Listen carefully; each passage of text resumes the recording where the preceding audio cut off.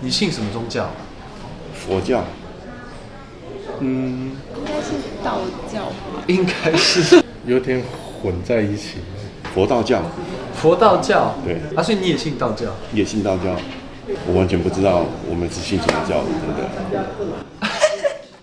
It seems like we Taiwanese don't really know how to define our religions. Why is that? Maybe it's because the Western concept of religion is a bit limiting in Taiwan's context. One of the main differences is that religions in the West, and by this I mean Judaism, Christianity, Islam, they tend to be affiliation religions. So you join a religion or you become a member of a church, and typically you do that exclusively. So you belong. So that's your identity. You belong to this and this church or this temple, or you go to this mosque, and that's your religion. But when we come to East Asia, we find quite a different basic context for religion, which is that it's much more, let's say, sort of client-centric. So people might go one day to a Buddhist temple, they might go for some other reason to a Taoist temple, or they may visit the shrine of their ancestors on another day. And people typically don't belong to religion. There is a word to describe a blend of beliefs like this: folk religion. In this 3-episode series, we are going to talk about Chinese folk religions. When I say Chinese, I don't mean China, the country Chinese, but rather Chinese as the culture. Is it confusing? Yes, it is, but that's another story. In this video, we will talk about the origins of the 3 main belief systems: Buddhism, Taoism, and Confucianism. This 16th century painting is called the 3 Vinegar Tasters. The 3 old men gathered around a big jar of vinegar are the founders of each belief. Siddhartha Gautama for Buddhism, Confucius for Confucianism, and Lao Tzu for Daoism. Each has a different reaction to the taste of the vinegar. They all see life differently. Siddhartha Gautama is like, "Oh, this vinegar is just as bitter as life." he is the OG Buddha, the one that you are usually referring to when you use the word Buddha. And no, not the chubby one. He actually looks more like this. Born in modern-day Nepal around 560 BC, he spent all his life in his family's palace. One day, he decided to step outside to experience the real world. And what a disappointment. All he saw was pain and suffering. So, he went on a quest looking for a solution to the human condition.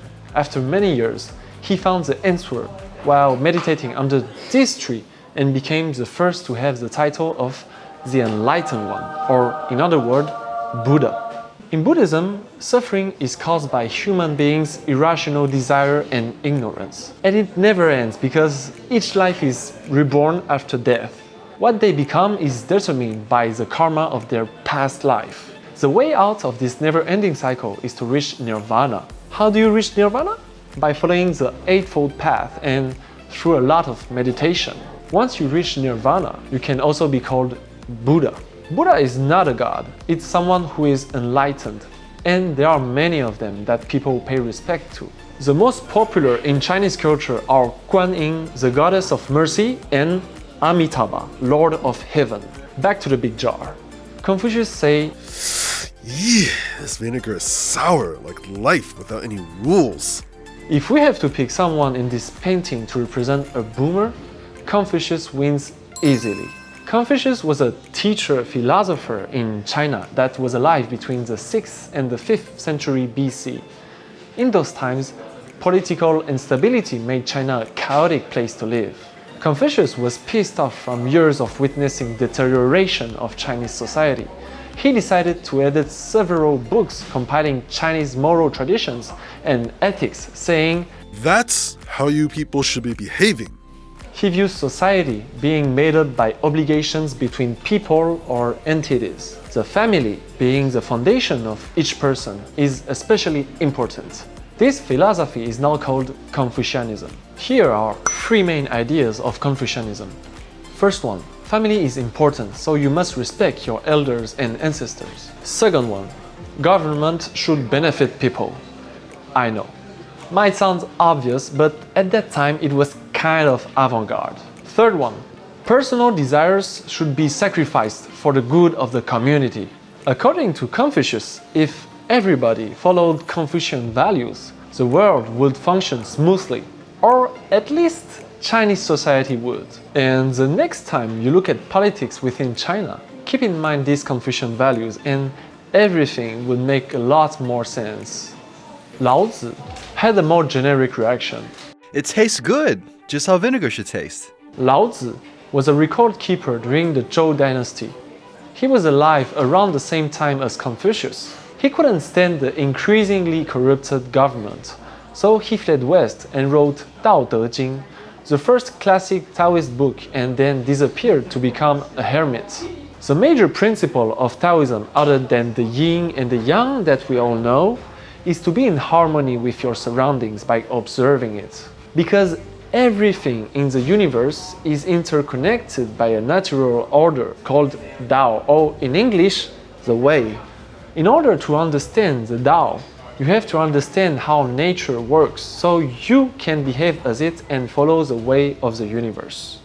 Meditation is key. It lets you understand your true self and the Tao, so you can align your actions with your values and the universe.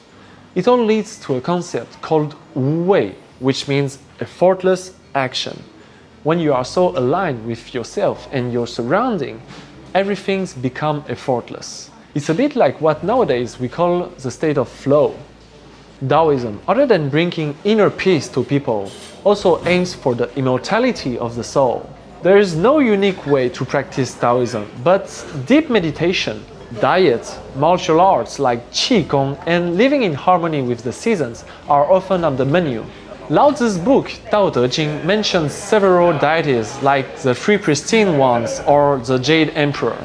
But most of Taoist deities appeared later on in history. The three vinegar tasters clearly had different ideas about life. However, in this painting of them, we can also see them gathered together around the same subject. Their point of view might even be complementary. In the next video, we will see how these three beliefs combined over time to become a religious cocktail called folk belief. See you next time!